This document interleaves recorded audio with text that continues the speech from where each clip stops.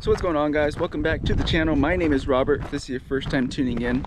So today what we're going to go over is some of the pros or some of the positive things to owning rental real estate, basically properties that you're going to be renting out to tenants or prospective tenants. Again, some of the pros, there are some cons, but in this video we're going to cover the pros. This is something that I get asked by usually family, friends, and people that just generally know me. So I thought I'd go ahead and answer it today in this video.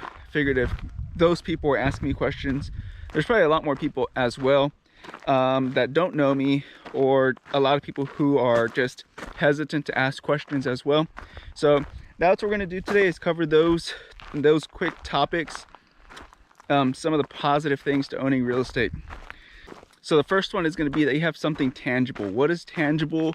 Something that you can actually physically touch, see, and walk into, in this case a house, something that is physically there. That's the best way I can explain something tangible. This is something that you can always pass by and check on. You can always walk inside. You can always see it, right? That's one thing that is positive about owning real estate, is that you know where your money's at. It's like literally right there in a property. So it's different than owning stocks, right? It's different. There's something physically there that you can actually see. A second thing is going to be that you can always increase the value of the property. So let's just take for example a property that I purchased, picked it up for I think 50 or 60,000, which is, it was already in pretty decent shape. Added about $5,000 to maybe $8,000 worth of renovations into it. A lot of it I did myself. In case you're wondering, how'd you do any renovations with that kind of money? Because I do a lot of it myself as well. Increased the value, doubled the value of the home, and was able to sell it for almost just quite under double what I paid for it just 2 years ago. So again, that's another positive to buying real estate, is that you can increase the value of the home in a very short period of time. I wouldn't expect, like making 100x on a piece of property. That's generally not how real estate works. But you can usually 2x, 3x your money fairly comfortably, depending in your market. In my market, I'm kind of rural, so the opportunity is there for me. But that's another great positive thing about real estate. The third one is going to be kind of the most obvious, and that's going to be cash flow. You are going to be cash flowing on these properties if you buy them at the right prices, and if you actually have a fairly friendly tax city or state, then yeah, you're probably going to cash flow on them. Mine would usually cash flow a couple hundreds every single month, which was really nice. To add to that, it looks really well because now you have a steady flow of income every single month. You know exactly how much you're gonna be bringing in every single month. The chances of a tenant defaulting on something like that is pretty low, especially if you did your due diligence and you screened your tenants very well. It's decreasing the chances of a default, so you can typically count on that money coming in every single month.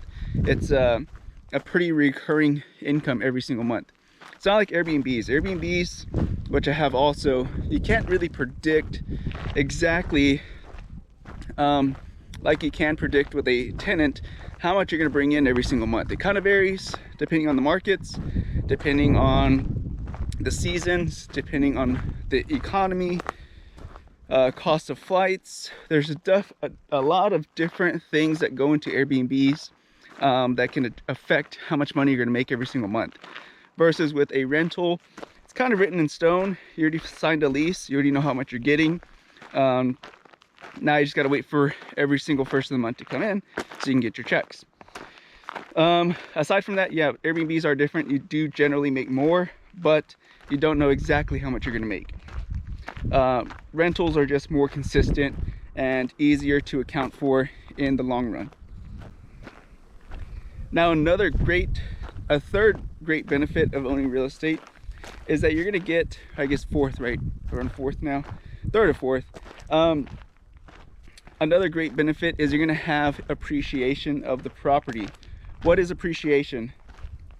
Appreciation is generally the amount that a home will particularly go up over time. So generally, with not too many crazy updates, just general light maintenance for a home, you're gonna have a good appreciation over the course of the time that you're holding on to this property.